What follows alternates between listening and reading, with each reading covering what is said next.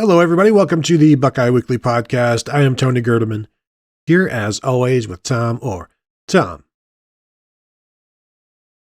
how's it going? Tony, we get to talk about the spring game again, but we get to do it without having a competition between the two of us, so it should be a little less contentious than the last show, so I'm kind of bummed. How are you?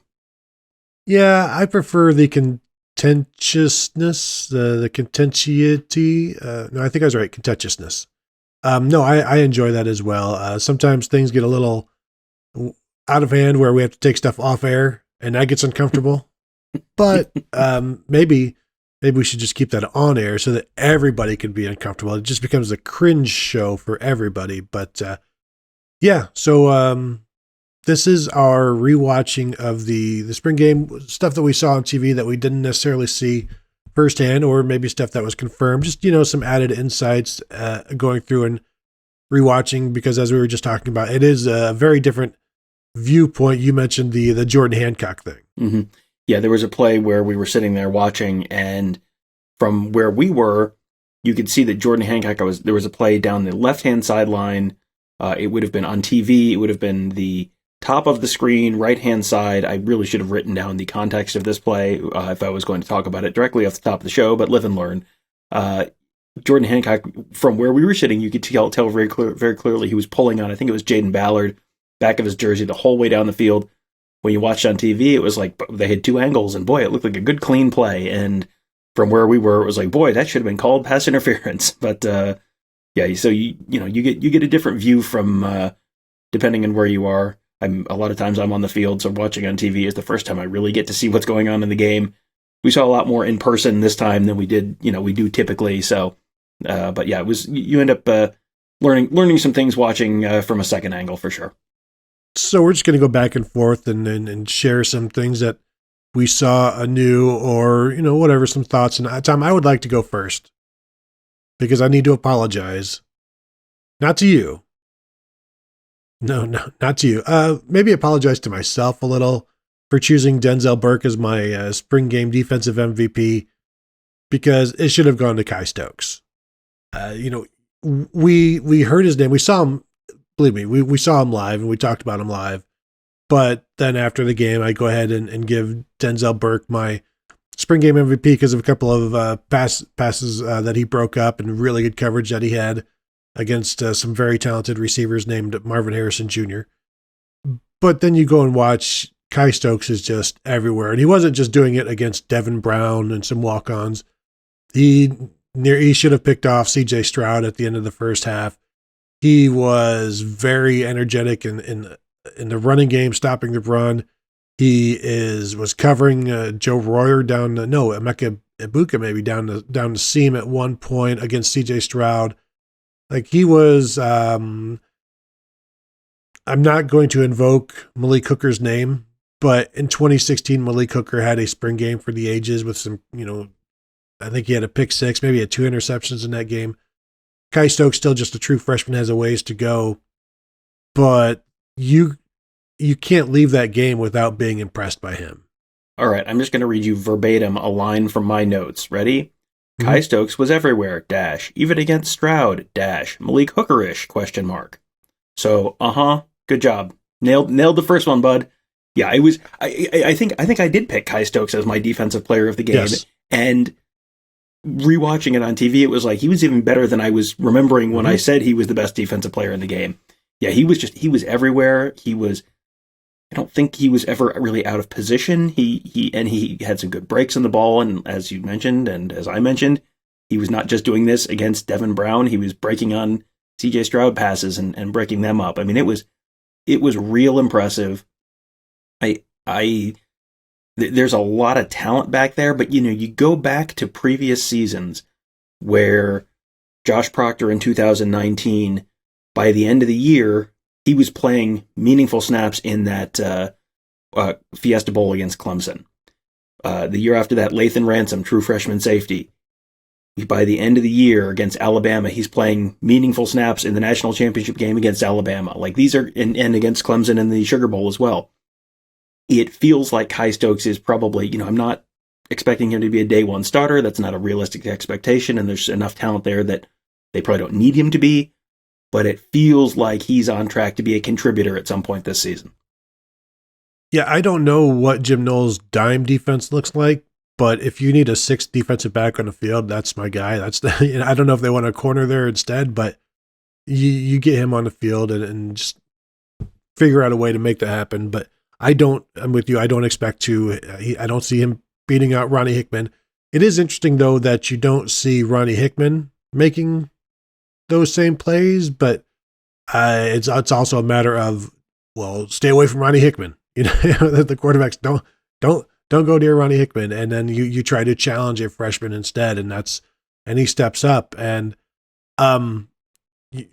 we were talking before this show about Kye Stokes as well, and one of the things that I feel we don't tout ourselves enough on the show, Tom. Frankly, if we're not going to do it, then still many others will. But we should also be able to do this. And I mentioned that I'm writing something on Kye Stokes, and so I go back to all of our audio archives of interviews and stuff that I've run through our transcription software, and I've also thrown some of our podcasts in there in the past, and so I do a search on Kye Stokes, and I come back to us talking about him back in December, where we are picking him to be the first one to be thrown out for targeting, the first member of the 2022 class. You picked him to be the first guy to lose his black stripe, which happened. That was more recent. But back in December, we were talking about this guy as, I think we both picked him as, or I picked him as the most likely 3-year starter, which is really difficult for a freshman to be a 3-year starter, because if they start or any player to be a 3-year starter, because if they start it's hard to start as a freshman. But then if you're starting as a sophomore and junior at Ohio State, you may not be around for that senior year. And even in December, Tom, we were in on this guy. I just think people should know, because, it's mainly I'm saying this because I got told how wrong I get to be on Saturday by a watcher, a listener.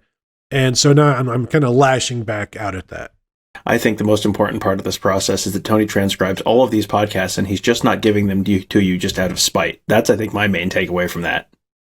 Yeah, and that is true. I went back and listened to some of or read some of the transcriptions from Kye Stokes, who talked back on when all of the freshmen were in, and asked why he was an under the radar recruit, because he was, and he said that he'd only recently moved from receiver to safety. Like this was only like his second year as a safety or whatever. So he didn't go to camps. He worked on his craft, because if he went to camps and was bad at the camps, then people would think he was bad. So he just worked on his craft and knew that once coaches saw him doing this stuff in a game, it would all work out. So that's the mentality that he has. And, obviously he really wants to play this year, but if it doesn't happen, he's fine with that. But he's eventually going to play.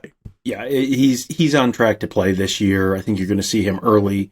You'll see him in that Arkansas State game. You're going to see him in that Toledo game. And then how soon you start seeing him in the first half of games after that is kind of an open question. But it feels like he's, if he stays healthy, it feels like he's on track to be a contributor in some kind of meaningful games later in this year. Just because I know people get sensitive about the transcript thing. The reason we don't actually share them is because they end up being completely garbled messes, and you can't actually.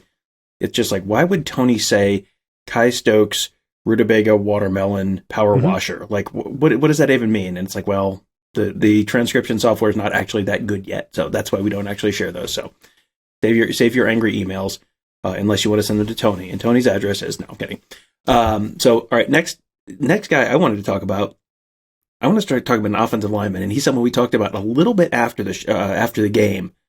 But George Fitzpatrick, sorry, was. Oh, I was going to go with Fitzpatrick if he took Fitzgerald. Yeah. I have it in my notes as Fitzgerald. Incorrect. George Fitzpatrick was surprisingly good. He was, kind of thrown in a little bit, maybe a little bit out of, necessity, because they were missing. They were missing a bunch of guys. They were missing Zen Mahalski, Ben Chrisman, Trey LaRue, Harry Miller. Obviously, at the beginning of the spring, they had planned on him as a guy this year, and he's obviously medically retired.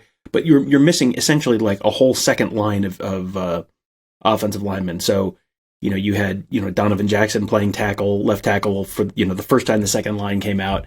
And then it was like Toby Wilson, Jacob James, Enoch Vamahi, Grant Toutant. But Donovan Jackson only played one series at left tackle, and there was a lot of George Fitzpatrick. And Fitzpatrick was really pretty good. He got a lot of snaps. The defensive line was playing JT Tuimoloau and Jack Sawyer pretty far into the game. And you're dealing with Caden Curry at times. And outside of, there was one play where JT Tuimoloau had a great spin move and beat him. But other than that, he was really surprisingly good. He is probably not in the circle of trust yet by any means, but he, to come out as a true freshman spring left tackle and look pretty good against, not just the fourth string defensive ends, but some of the guys who are going to be playing a lot of meaningful snaps this year. That, I think, has, maybe changed his ceiling a little bit for me in terms of what he could be a year or two down the road. Yeah, I'll read directly from my notes here.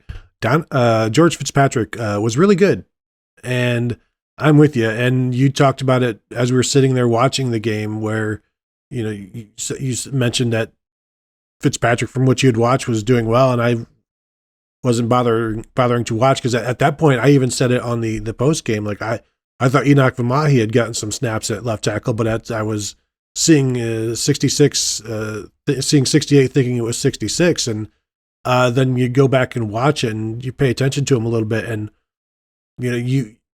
when a lot of times the only time if you're just watching the ball, the only time you notice the offensive line is the quarterback gets sacked or gets pressured, you have to backtrack to see where did he come from and who was blocking. And really, even if you're doing that, there wasn't really any times other than the one you mentioned where you backtrack and it's like, oh, that was George Fitzpatrick's man. And you watch, he held up against the bull rush well. I think, is this one of those things where it's similar to Josh Fryer, where they come in early, they do really well, and it clicks for them earlier than maybe you think, and you're like, okay, this is a guy that we can build on. And I wasn't expecting to see him at left tackle. You don't really know until they figure out what they have to do, because there are some walk-ons out there as well. But I left us thinking that there is still a concern at left tackle next year, but this was a good sign for the future, in my opinion. Yeah, I think, if you're looking at tackle for 2023 and beyond, I think you're talking about Donovan Jackson. I mean, we're assuming Paris Johnson leaves after this year. We're assuming DeJuan Jones leaves after this year, and you get 2 open tackle spots. I think he's now in that group of Donovan Jackson and Josh Fryer and Enoch Vamahi and now Fitzpatrick, I think. And, Grant Toutant played a lot of right tackle. He didn't have a great day, but, he's potentially in that group of, in that conversation for the starting tackle spots next year. But yeah, Fitzpatrick is now a lot higher on that list than I would have expected. Because, you come in, he's from Colorado. This is not a guy who's playing like, high division Texas high school football or anything. And it's an offensive lineman. He's coming in. He's not, he's got a lot of, work with Coach Mick ahead of him in terms of getting like really, truly physically ready to play in the Big Ten. But yeah, I mean, this is a very good early first impression. And yeah, he's probably in that like Josh Fryer bucket now where, assuming Fryer was healthy, Fryer's probably in that circle of trust right now in that like top 6-7 offensive lineman. It feels like Fitzpatrick could potentially be there a year or two from now.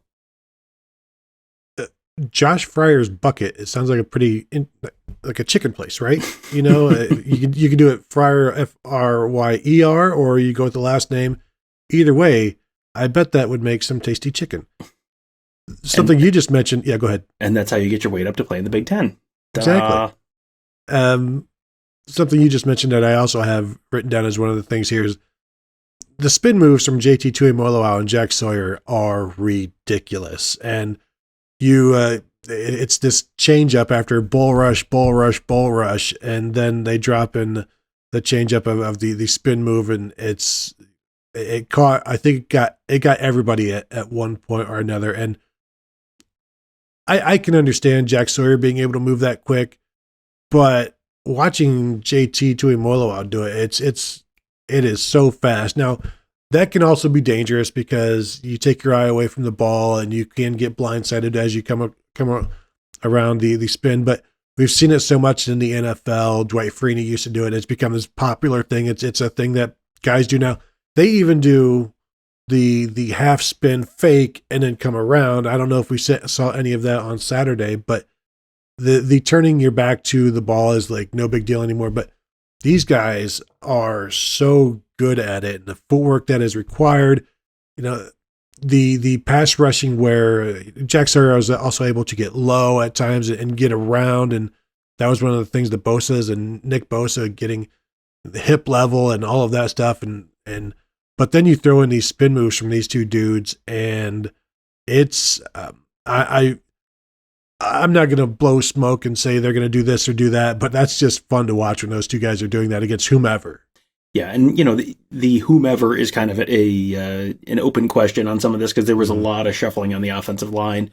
But I remember Jack Sawyer beating Paris Johnson with a spin move. I remember Jack Sawyer getting around the outside of Paris Johnson and drawing a holding call.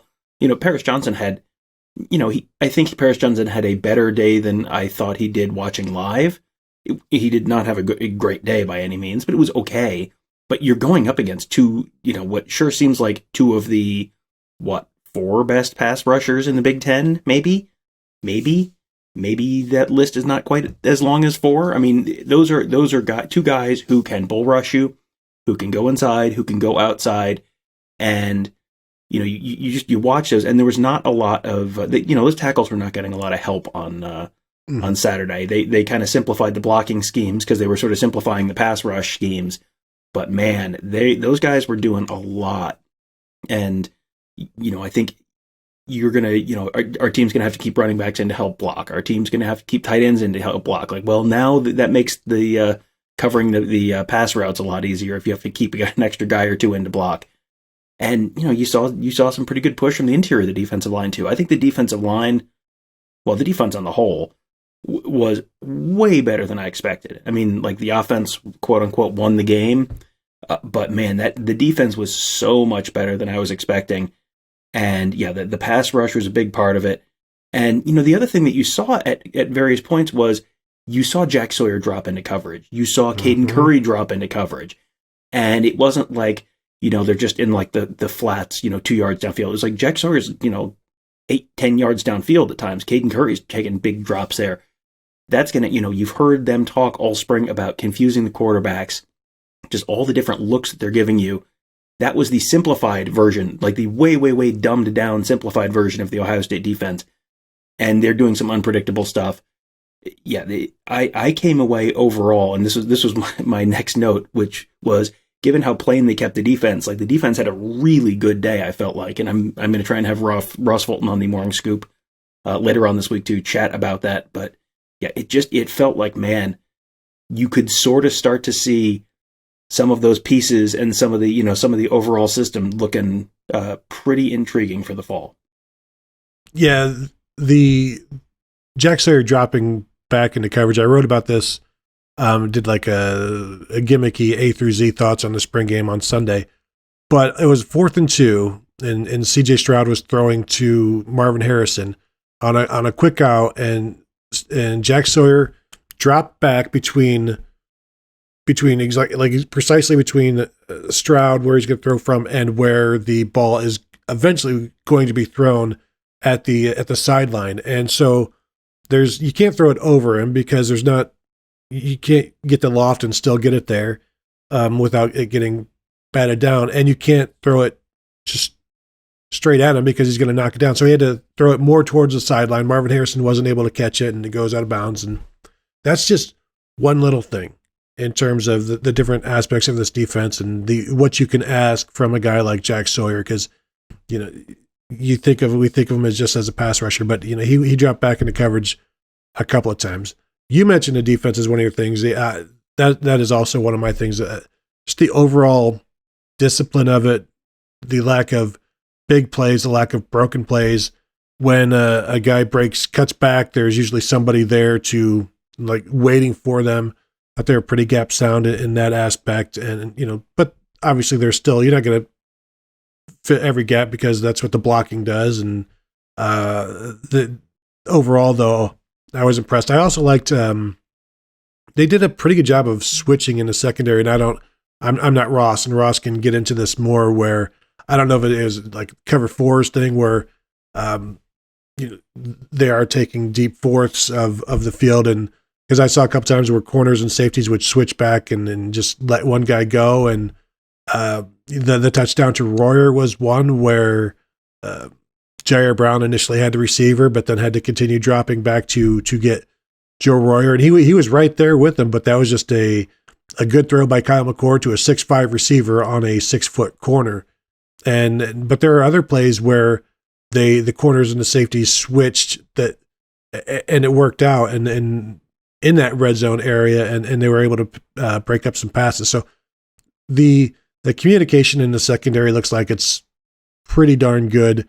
And we know Knowles after the game was pretty happy with how much he was able to put in this spring. He said one of the things he said before the spring or during the spring was like, I'm tired of showing Oklahoma State film to the guys. I want to be able to show them just Ohio State film. And now he believes he can do that. He has put as much as he can in, and they can teach off of that and coach off of that. So he's happy. Yeah, and I think watching that game, you could see all the reasons he had to be happy. And they at one point on the broadcast mentioned that he did not have any 4 or 5 star recruits on his defense at Oklahoma State last year. Like, boy, what if this is the why don't you build the whole plane out of the black box? Like, why don't you build the whole defense out of the 4 and the 5 star recruits? It's like, okay, well, that's what he's doing now. So you can see him kind of having fun with some of the new toys that he has to play with. And to your point on switching coverages, there were a couple times where you would see something strange, like Josh Proctor is covering Jackson Smith and Jigba, and on that play, Proctor made the play and broke the pass up, and that's that is not an easy assignment.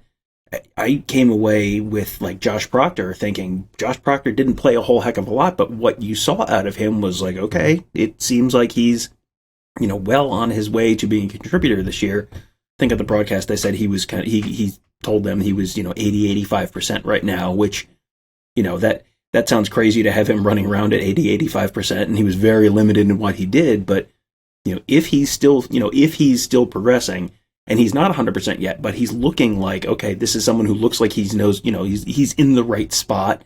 He's doing the right things. He's making some plays. Like, man, that's another potentially really, really big piece for this defense. Because, you've got, it feels like Ronnie Hickman, they know what they have. Mm-hmm. Tanner McAllister, Jim Knowles knows what he has.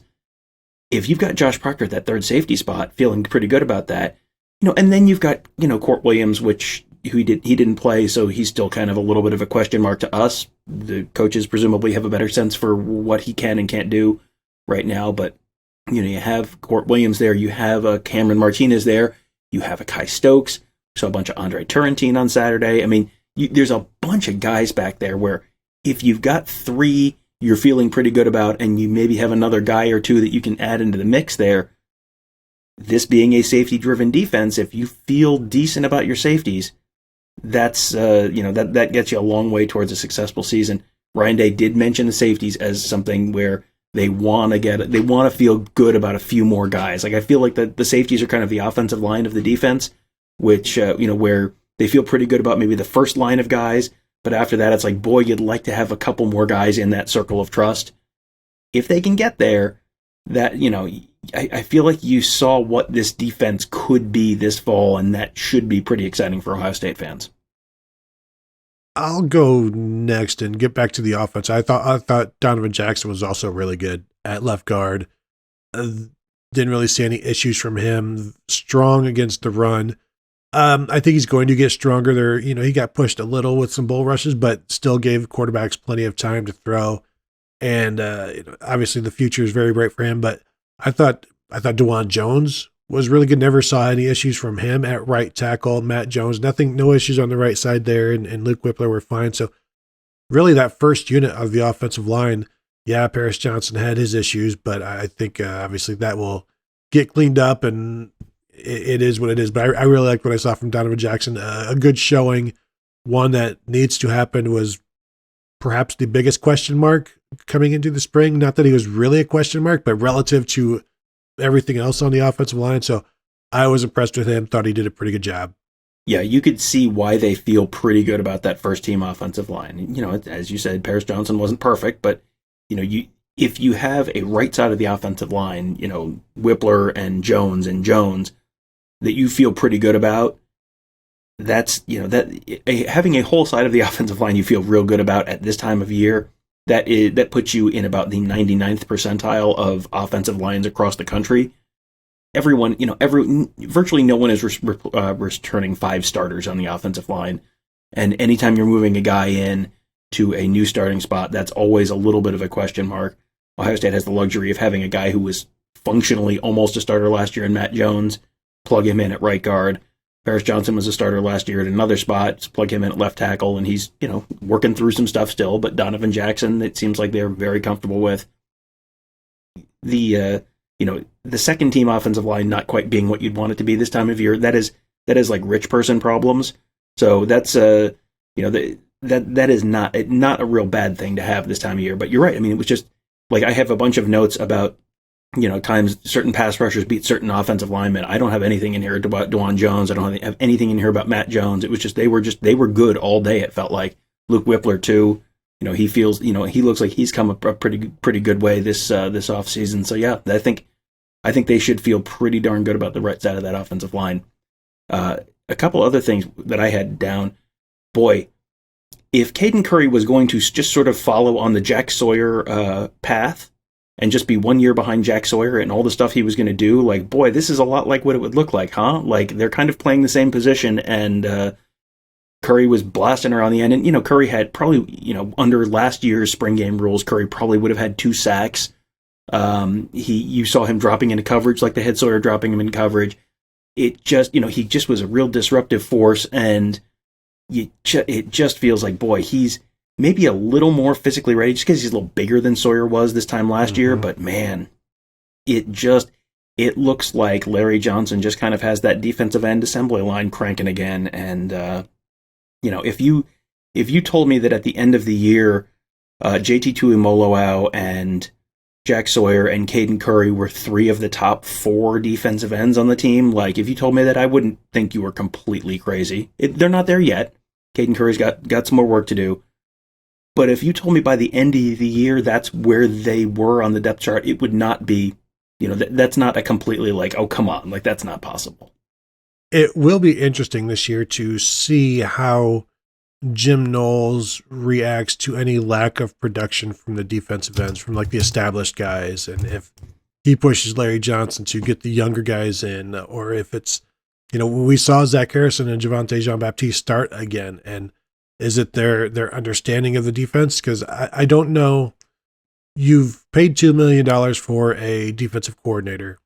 Seniority at this point on the field, I think you kind of have to throw it out when it comes to you're trying to win a national championship. And I'm not saying that Zach Harrison or JJB or Tyler Friday can't get that done, but at some point you need these guys to produce, and it's difficult when you look at what other guys have been able to do in minimum and fewer snaps, what they could do with the starter snaps, and you project that. And so I just think those older guys are going to get pushed, and that's going to make them better. So that's probably it's going to be a net positive. And I'm really, really interested to see what the pass rush looks like in Jim Knowles' defense, because I think everybody's going to get a boost. Everybody's going to get upgraded. And we'll see how much these second-year guys and Caden Curry as a true freshman can push those established guys. And it's going to be fun. Tom, my last one that I have here is something that Ryan Day wants his quarterbacks to do. And I have here, Kyle McCord made the routine plays routinely. Last year, he in the spring game, he took some shots. I assume the weather probably was easier to do that with last year and allowed him to do that. But he didn't dink and dunk, but he took what the defense gave him. He made some great throws. I think at one point he was maybe 7 for 7. He went 5 for 5 on one drive that ended in the score to Joe Royer. But is making the right reads, getting the ball where it needs to be. He's a patient quarterback, which I think is maybe a microcosm of his approach to being the Ohio State quarterback as well, where he is patient and I can wait and start on my third year, be a junior, a redshirt sophomore before I start. I will sit and learn from Ryan Day for 2 years and watch CJ Stroud and see how he does it.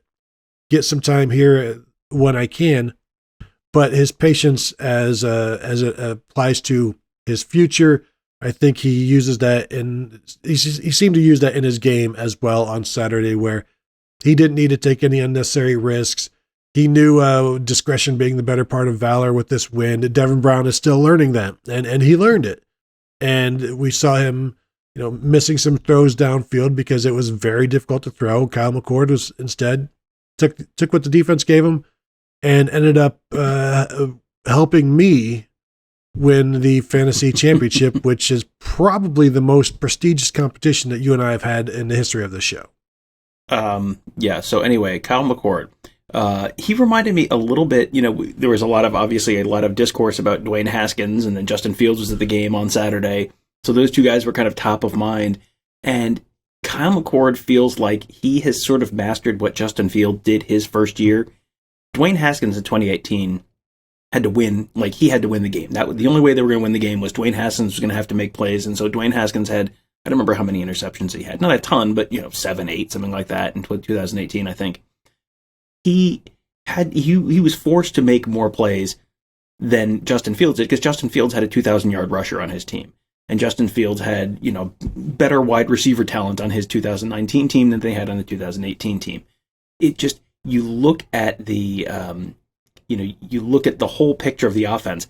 The quarterback does not have to do everything for Ohio State this year.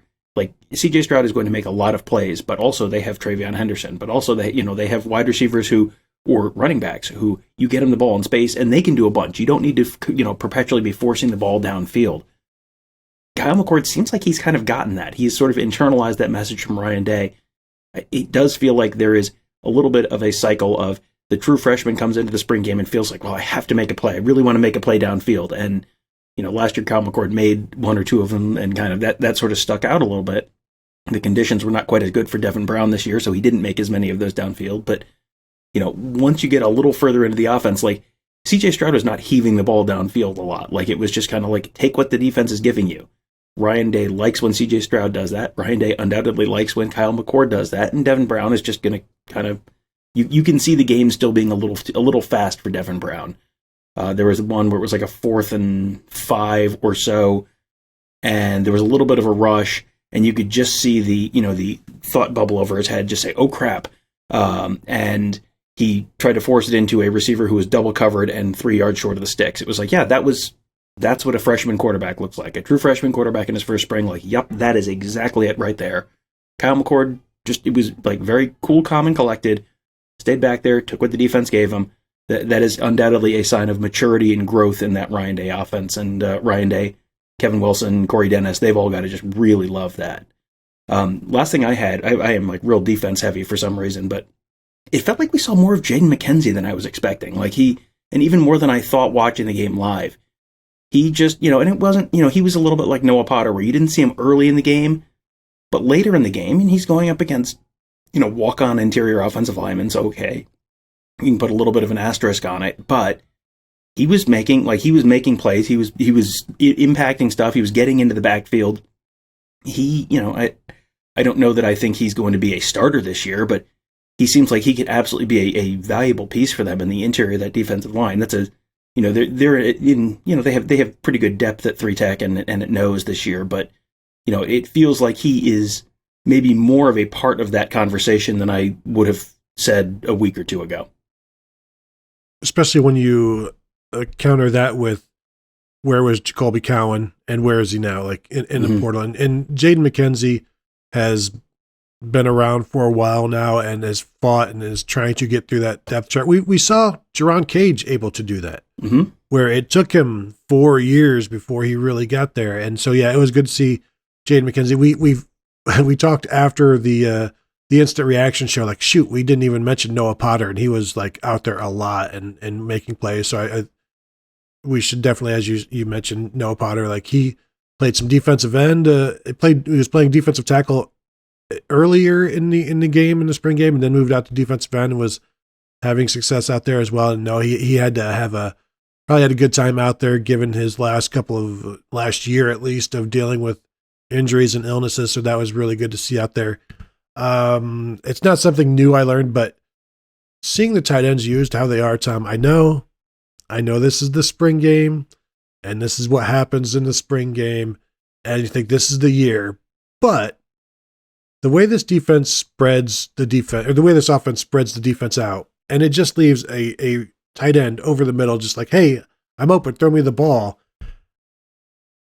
We know this is the year of the tight end, but Tom, I think this could really be the year of the tight end. Tony, I will believe it when I see it, because it didn't happen last year with Jeremy Ruckert, who was also over the middle with a pretty good wide receiver core. But too many good receivers. This year, the wide receivers are not nearly as good. Yeah, I mean, I think you are going to have a little bit of a drop-off from Garrett Wilson and Chris Olave, which is, probably should not come as a huge shock to anyone who has watched Garrett Wilson and Chris Olave over the last couple of years, but probably good to remind people you are not going to see exactly the same production out of those two guys. But yeah, yes, you have the opportunity. You saw G. Scott make some plays, in that tight end role. I don't know quite how much stock to put in that right now, because you didn't see Kye Stover. It feels like Kye Stover's going to be the starter. You didn't see Kye Stover get thrown any passes. Now, he wasn't in there all that much, but 5 catches for G. Scott in the spring game.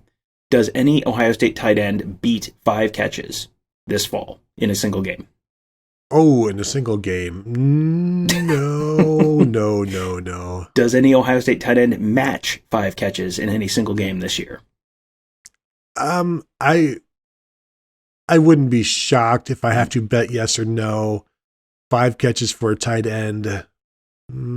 Probably. 4 seems like the limit until somebody becomes established. But again, they have so many, I don't know that. And I don't see Kye Stover doing it. No, and I think that's. So how can the second or third guy do it? Yeah, I think that's kind of the point. Is you're probably going to see, you'll see tight ends make big plays individually.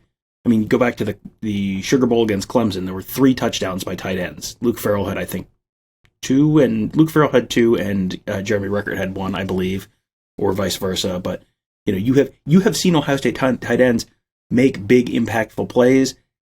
I don't think you're going to see Ohio State tight ends, catching 40 individual tight ends catching 35, 40 passes this year. I don't think you're going to see that. But if you have multiple tight ends and they end up with 40 to 50 receptions between them, that's a good productive unit, and you're probably seeing a lot of that in the red zone where it really counts.